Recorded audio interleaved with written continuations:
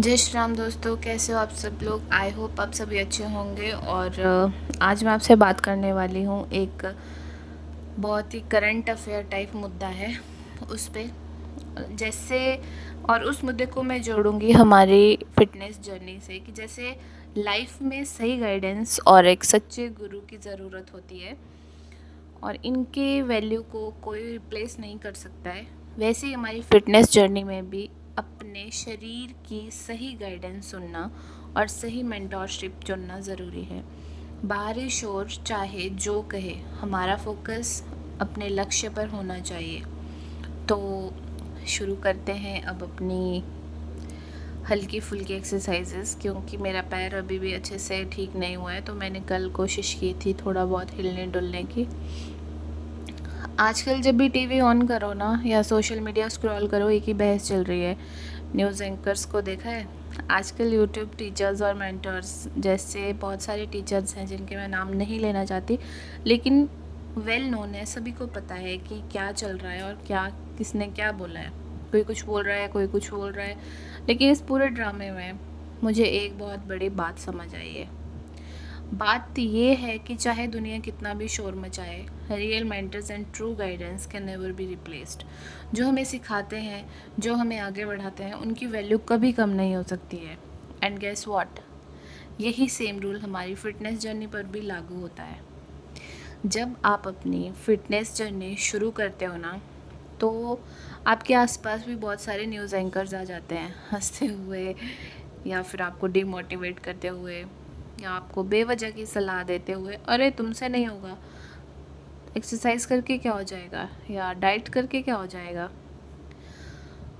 External criticism और बाहरी शोर हमेशा रहेगा। इन चीज़ों को आप अवॉइड करो, उतना ही अच्छा है। लोग तो बातें बनाएंगे ही, बट आपका फोकस कहाँ होना चाहिए? सिर्फ और सिर्फ आपके गोल पर। You have to trust the right process and the right guidance. Fitness सिर्फ वज़न कम करने या पतले होने के लिए नहीं है, it's about building inner strength. जैसे एक अच्छा टीचर हमें अंदर से मजबूत बनाता है, वैसे ही रोज़ की थोड़ी सी एक्सरसाइज और योगा हमारे बॉडी और हमारे माइंड को स्ट्रॉन्ग बनाता है। इसीलिए बाहरी नेगेटिविटी को म्यूट करिए और अपने बॉडी की आवाज़ को सुनिए।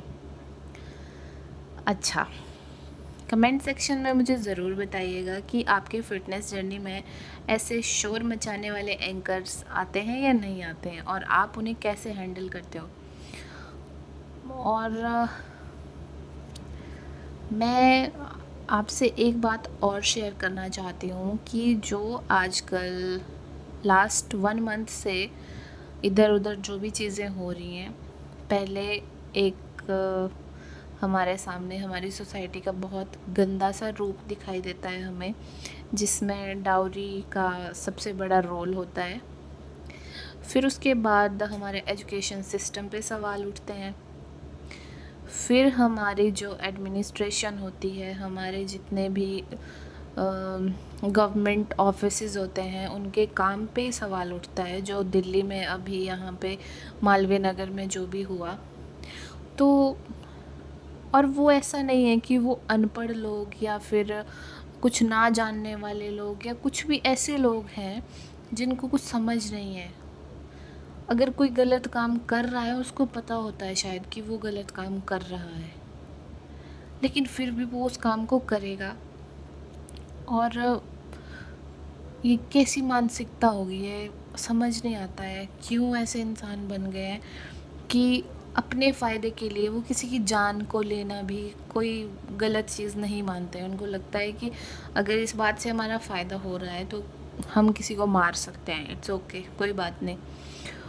और जो 21 लोग मरे हैं ना, उन लोगों की अभी मौत नहीं आई थी, बल्कि वो किसी और की वजह से मरे हैं। तो उसके लिए ज़िम्मेवारी किसकी है, कौन क्या, कुछ नहीं होगा उसका भी। जैसे वही हाई प्रोफाइल लोग इसमें जुड़े हैं, जो भी इसके साथ इन्वॉल्व होगा उनको थोड़े टाइम के बाद छोड़ दिया जाएगा। अगर उनको बाई चांस बोल रही हूँ मैं, अगर उनको अरेस्ट भी कर लिया जाता है ना, तो उनको छोड़ दिया जाता है, ऐसा हम सब जानते हैं। और एजुकेशन सिस्टम पर भी जो सवाल उठ रहे हैं, अब मैं क्या बोलूँ, क्योंकि मैं खुद यूट्यूब से पढ़ती हूँ, मैं नहीं बोलती हूँ कि यूट्यूब से मैं नहीं पढ़ती हूँ। और बहुत सारे ऐसे लोग हैं जो फ़ीस अफोर्ड नहीं कर सकते हैं, तो वो यूट्यूब से पढ़ते हैं और अपने एग्ज़ाम भी क्लियर करते हैं। मैंने अपने ग्रेजुएशन के बहुत सारे पेपर यूट्यूब से पढ़ के किए। मैंने कोई ऑफ़लाइन क्लासेस जॉइन नहीं की थी। मैंने डीयू से ग्रेजुएशन की, तो उस टाइम मैंने यूट्यूब से ही सारा पढ़ा है और मेरे बहुत अच्छे मार्क्स हैं, फर्स्ट डिवीज़न में मैं पास हुई हूँ। तो मुझे नहीं लगता है कि बिना मतलब के मुद्दों पे बात करने का कोई फ़ायदा होता है। लेकिन शायद मीडिया को फोर्थ पिलर ऑफ डेमोक्रेसी कहा जाता है, लेकिन वो लोग ये बात समझते नहीं हैं।